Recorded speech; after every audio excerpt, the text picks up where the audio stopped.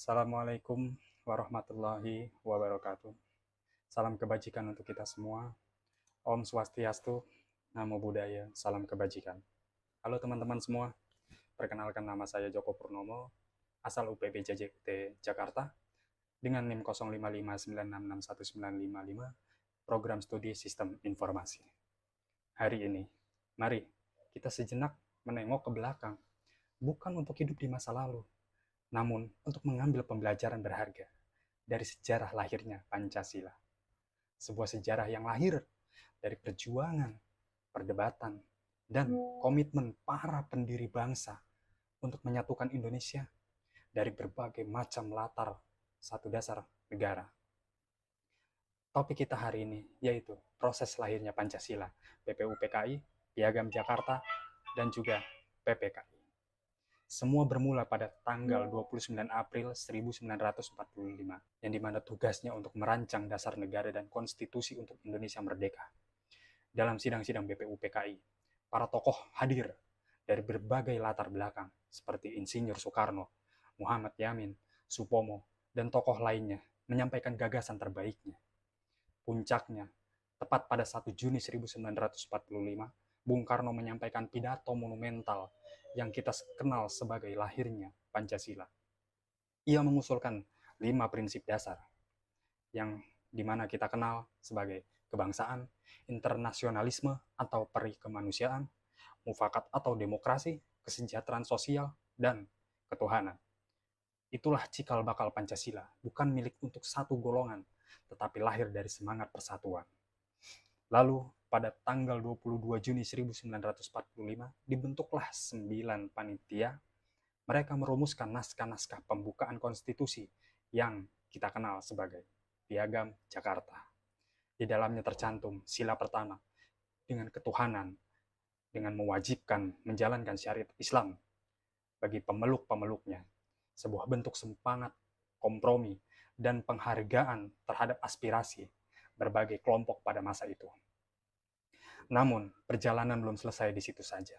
Setelah proklamasi kemerdekaan, pada 18 Agustus, PPKI, Panitia Persiapan Kemerdekaan Indonesia, mengadakan sidang penting. Salah satu keputusannya sangat bersejarah, mengubah sila pertama menjadi ketuhanan yang Maha Esa. Perubahan ini menunjukkan kebesaran hati para pendiri bangsa untuk mengutamakan persatuan di atas perbedaan. Dari BPUPKI yang penuh ide, Piagam Jakarta yang penuh semangat, hingga PPKI yang penuh kebijaksanaan, lahirlah Pancasila sebagai dasar negara kita hingga sampai saat ini. Pancasila bukan sekedar teks, ia adalah hasil perjuangan, dialog, dan pengorbanan. Ia adalah jembatan yang menyatukan ribuan pulau, ratusan suku, dan beragam agama dalam satu rumah besar, yaitu Indonesia. Apa pembelajaran yang bisa kita ambil untuk saat ini sebagai generasi muda, generasi penerus bangsa yang hidup di zaman ini? Pertama, berani untuk berdialog dan menghargai perbedaan.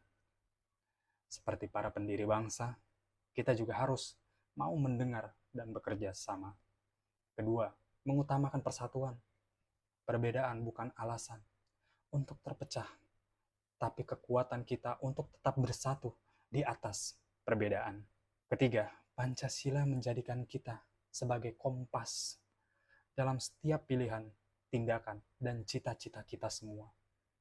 Bangsa ini menaruh harapan besar di pundak kita. Dunia ini berubah cepat, tantangan semakin kompleks.